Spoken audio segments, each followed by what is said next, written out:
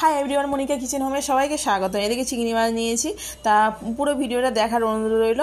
আর পুরো ভিডিওটা দেখে যদি ভালো লেগে থাকে লাইক কমেন্টস করো আর সাবস্ক্রাইব করে পাশে দেখো। তা ভিডিওটা একটু পুরোটা স্কিপ করে দেখো না, তাহলে কিছুই বুঝতে পারবে না। এদিকে আমি চিংড়ি মাছ নিয়েছি আর এর মালাইকারি করবো।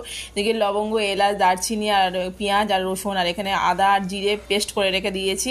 আর এবার এগুলো সব পেস্ট করে নেবো। আদা জিরে বাটা হয়ে গেছে। এদিকে পোস্ত নিয়েছি। তা এদিকে আমার চিংড়ি মাছের মালাইকারিটা করবো বলে নুন হলুদ দিয়ে একটু ম্যারিনেট করে নেবো। ম্যারিনেট করা হয়ে গেছে। আমি কড়াই বসিয়ে দিয়েছি। কড়াইতে আমি সর্ষের তেল দিয়ে দিলাম। সম্পূর্ণ আমি এই রেসিপিটা করবো সর্ষের তেল দিয়ে। সর্ষের তেলটা দিয়ে ভালো করে তেলটা গরম হয়ে গেছে। আমি চিংড়ি মাছগুলো ভালো করে ভেজে নেব। আর স্টিক দিয়েছি, স্টিকগুলো আমার দেখানো হয়নি, স্টিকগুলো লাগিয়ে রেখে দিয়েছি চিংড়ি মাছগুলো, তাহলে সোজা থাকবে। তাই জন্য আমি স্টিকগুলো, আর এদিকে দেখো ওই তেলের মধ্যে আর একটু তেল দিয়ে দিলাম। তেলের মধ্যে আমি দিয়ে দিলাম লবঙ্গ, এলাচ, দারচিনি ফোড়ন দিয়ে দিলাম।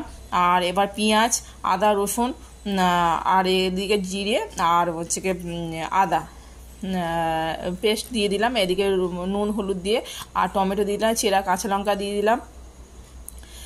দিয়ে ভালো করে মশলাটা কষিয়ে নেবো। কষানো হয়ে গেলে তারপর পোস্তটা দিয়ে দেবো। পোস্তটা দিয়ে দিলাম। পোস্তটা দিয়ে ভালো করে মশলাটা দেখতে পাচ্ছ কষিয়ে নিয়েছে, তেলটা অনেকটা ছেড়ে দিয়েছে, একটু চিনি অ্যাড করলাম। তা এবারে চিনি তোমরা দিতে পারো না দিতে পারো। আর আমি সম্পূর্ণ এইটা করবো। এবারে নারকেলের দুধ। নারকেলের দুধটা আমি দিয়ে দিলাম। নারকেলের যে দুধটা আমি দিয়ে দিলাম, দিয়ে ফুটে উঠলে চিংড়ি মাছগুলো অ্যাড করে দেবো।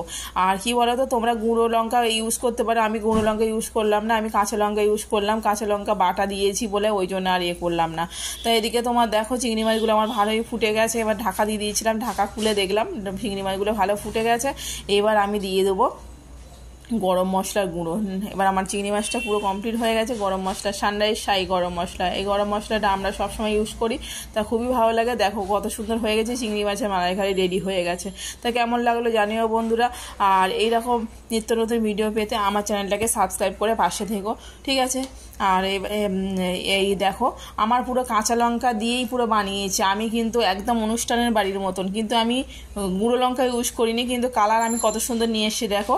আর সম্পূর্ণ ভিডিওটা যদি ভালো লেগে থাকে দেখে, তাহলে সম্পূর্ণ ভিডিওটা দেখে ভালো লেগে থাকলে তাহলে ভালোবাসা দিও। আমিও ভালোবাসা দিয়ে সবার পাশে আছি, ঠিক আছে বন্ধুরা। টাটা।